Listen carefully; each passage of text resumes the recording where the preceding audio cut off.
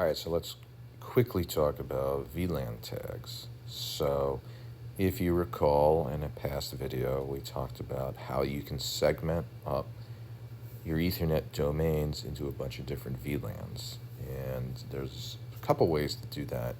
A lot of times you will see people will do trunking, which effectively, let's say you had two layer 2 switches physically connected with one RJ45 patch cable. You could actually define multiple VLANs on there. So we could have the blue VLAN, and we could have the purple VLAN. So when packets come across there, exactly how do you distinguish them? So going back to our Ethernet frame, MAC destination address, MAC source address. Now remember, in an untagged frame, we had this type field. In an 802.1q frame, or a VLAN tagged frame, we add this 4-byte field in between the MAC source address and that type field that we were referring to earlier. So again, that VLAN tag will actually be inserted between these two guys here. So it actually adds 4 bytes to the size of the packet. So now what's exactly inside this if we were to blow it out a little? So we have 4 bytes that are broken out into 2 bytes of an identifier, which is another type field really, of hex 8100. So when a layer 2 switch that understands 802.1q and VLAN tagging, it'll see the MAC destination address, so it knows where to send the packet. It'll see the MAC source address, so it knows what to learn, i.e., oh, this MAC address lives on this port that I just received this packet on because it came from a particular MAC source address. Well, normally, in an untagged world, the next type, if it was an IP packet, would be this hex 800. How does it distinguish between a VLAN tagged and a non-VLAN tagged packet?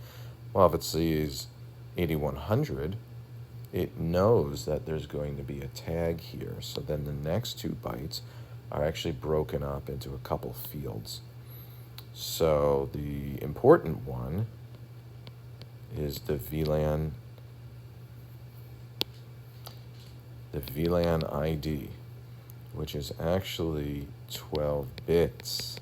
So it's shy of 2 bytes. 2 bytes would be 16 bits. That leaves 4 bits to go. There's a flag field, and then there's a priority field of 3 bits.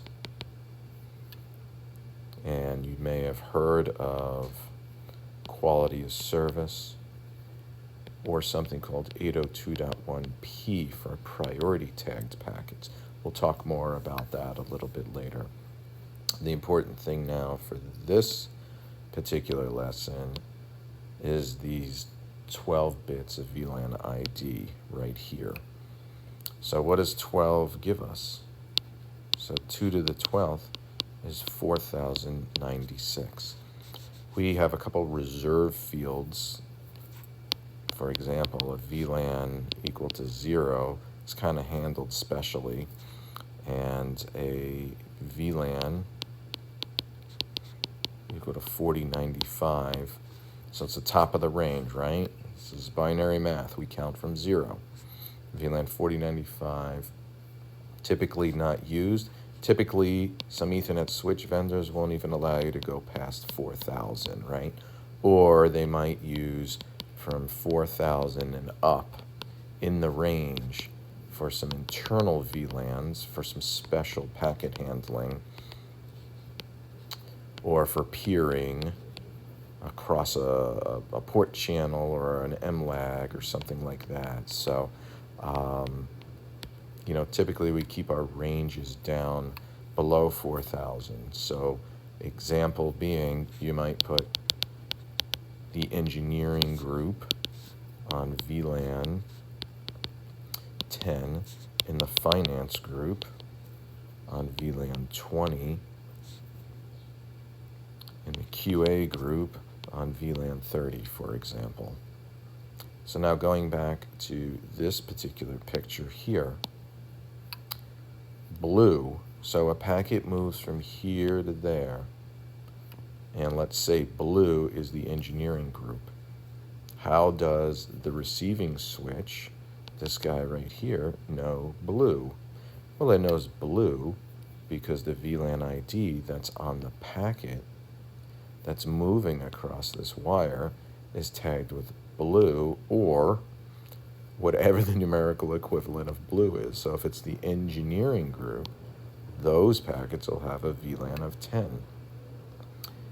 If what we were calling purple, and again, blue, purple, these colors don't mean anything on packets on the wire.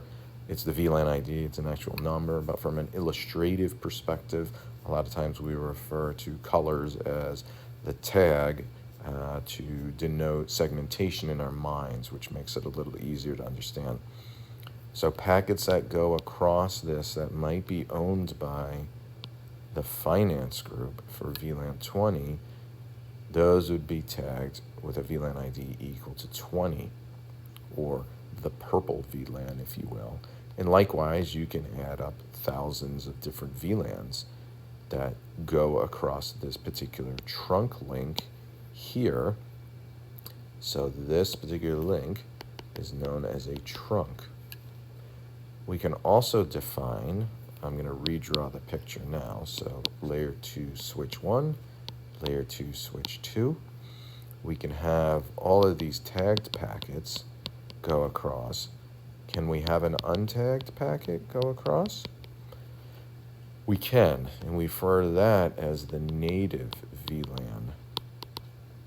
So anything that goes across that does not look like this format of packet here with an 802.q header and looks like this packet up top here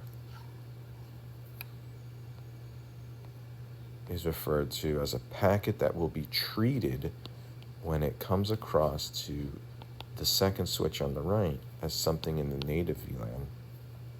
Now there's a couple of reasons we do native VLANs. We might have end devices that connect that can't do tagging, or we have a layer 2 switch that doesn't understand tagging, can't do it at all. Like our cheap $20 switch from Best Buy can't do VLAN tags. So everything that comes across that should be treated as untagged, and in essence a native VLAN from the managed smarter L2 switch over here. So if things come in tagged, say on the other side of this layer 2 switch, that are destined to go this way, because in this tagged packet the MAC destination address equals something that actually lives over here hanging off of this switch,